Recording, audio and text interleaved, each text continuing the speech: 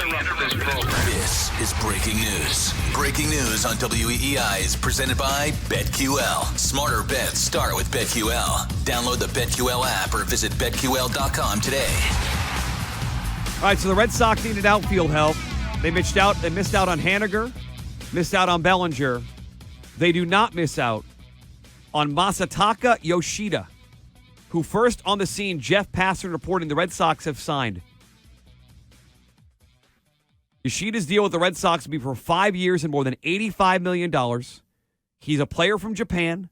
He plays for the Oryx Buffaloes, and his posting fee is going to be in the $15 million range, bringing the total outlay for Yoshida to about $100 million. So the Red Sox had needed an offensive bat. We bitched last night about Bellinger. Didn't get Mitch Haniger. They get Masataka Yoshida, 29 years old, who, the stuff I was reading about him yesterday, he's supposedly an offensive first player, which this team needs. JD Martinez out, trying to find some more power, trying to find some more guys to get on base, and Yoshida apparently fills that void. Reading from Jeff Passan today. He's an on-base machine who led the Nippon Professional Baseball League in OPS last 2 seasons. His bat-to-ball skills are absolutely world-class. Just 41 strikeouts in 508 plate appearances, only 80 walks. Only Luis Ariz from the Twins had a lower strikeout rate in Major League Baseball last year. So they don't have to give up prospects. They don't have to give up a compensatory pick. It's just money. And the Red Sox have spent some money. They signed outfielder Masataka Yoshida to a deal worth 5 years, $85 million, posting fee of $15 million. So this is one of those things that big market teams should do. They should use their leverage when they have money. They can outbid other teams. Doesn't cost them any prospects. Doesn't cost them any compensatory picks. It's just money. And you go and get a guy who's been an offensive machine the last 2 years. Reading more from him courtesy of Yahoo. He slashed .335, .447, .551, 21 home runs, 89 RBIs. He's a little dude. 5'8", 176. Okay? Made a name for himself with the elite bat-to-ball skills again. Reading from the Yahoo story. His power isn't otherworldly, but he has the pop to go with his impressive plate discipline. He's a left-handed hitter who routinely hit at least 20 home runs per season in Japan. Those numbers, reading from Yahoo, don't always translate to Major League Baseball, but they are encouraging. Yahoo's got him as a left fielder, and barring any other moves, the Red Sox could put him in left, Verdugo in right, and Kike could play center field. All those guys back. They needed outfield help, missed out on Bellinger, missed out on Haniger. They land Yoshida, Masataka Yoshida, 29 years old. They get the offensive piece from Japan. There's Sodai, the other pitcher who's going to post here at some point. The Red Sox were also interested in. But this is a legit bat. Certainly, when we read down the list last night of the next outfielders available, oh my God. Trey Mancini, Jurickson Profar. Like, these guys stunk. These were not players you wanted to LA big cash for. They missed on the 2 or 3 outfielders that would have made an impact in Judge and Bellinger and Haniger.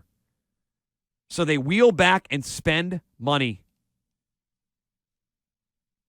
He can also lead off potentially, which they desperately need. I mean, Kike is a nice player, but he's not a leadoff hitter. They need a leadoff hitter for 3 or 4 years here. And there is some combination to the kid Ariz, who I mentioned, out there in Minnesota. A lot of contact, a little bit of pop, awesome eye at the plate. Very good player in Japan a year ago, led that league in OPS back-to-back years. I asked off the top, does Kenley Jansen make it move for his Red Sox fan? How about Masataka Yoshida? Does that make it move? Are we starting to believe the Red Sox are going to contend next year? Are we starting to believe that Chaim Bloom and Sam Kennedy, who have kept saying over and over again, don't worry, we're going to make moves, are we starting to believe them? 617-779-7937, the phone number on Twitter at MuttWEEI and Mutt at Night WEEI. Final terms of the deal, according to Jeff Bassan, $90 million, posting fee of $15.4 million. The total cost is a 5-year deal, $105 million. So you're spending over $20 million on a 29-year-old player who was very good in the Japanese league a year ago, who can probably lead off, can get on base, shows some pop, and plays outfield. All things this team needed. I think this should be a good day for your Red Sox fan. You get a closer, and you go and get a potential outfield bat, maybe a leadoff guy. And maybe bigger picture, you acknowledge you're going to start spending money on premium-type players. You know, Chaim Bloom made this comment a couple of days ago that he wanted to sign 6 or 7 or 8 different players. And my worry was, like, you're going to sign these sort of middle-of-the-ground, bottom, like, just sort of like scrap heap type guys. You're going to do that thing where you sign 8 guys to fill the roles of, say, Xander Bogaerts and J.D. Martinez. Well, this is a little bit different. You signed a closer at 41 saves a year ago. You signed a guy in Masataka Yoshida who was going to have his suitors out there. And you acknowledge you're going to spend premium money on premium players. Is Yoshida going to come here and be great? I don't know. Is he their Daisuke version offensively? Who the hell knows? But you spent real money to get him. $20 million per year is not chump change.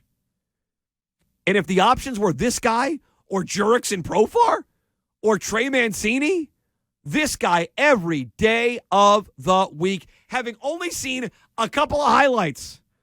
I've seen Jurickson Profar. I've seen Trey Mancini. I've seen the scrubs available in free agency. The free agent market at outfield, woof. I can pull it up for you now. I gave you a couple of those names. There is nobody out there after Judge signed and Bellinger signed. I mean, just nobody. And instead of settling, this is why I like this.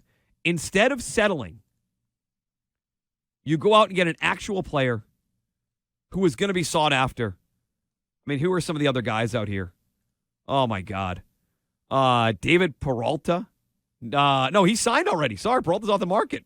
Cole Calhoun. Kevin Pillar.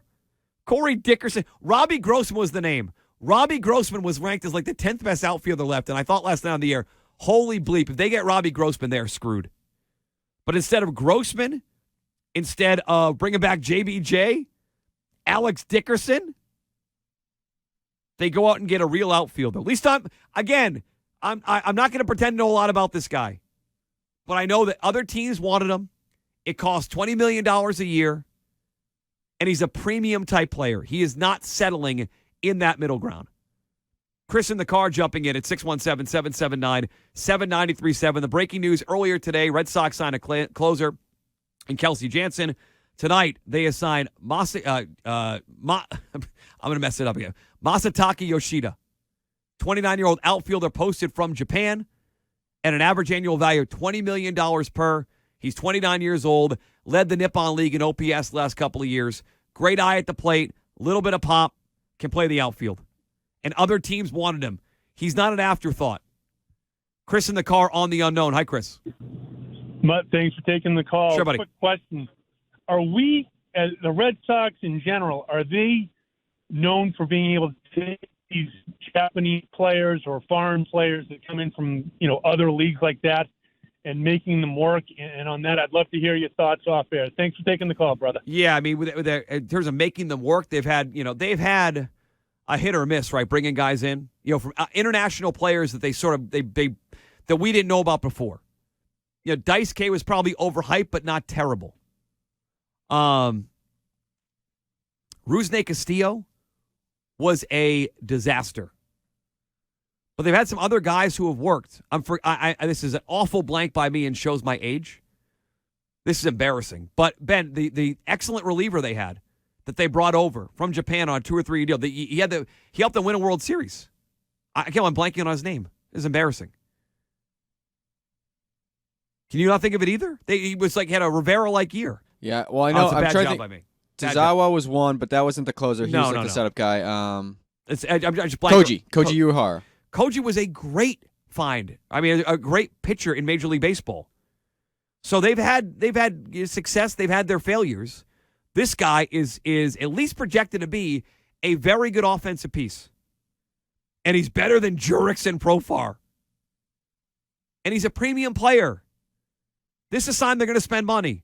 Now go get Bogarts done, re-sign Rafael Devers, trade for a starting pitcher, and stop pretending you're the Rays.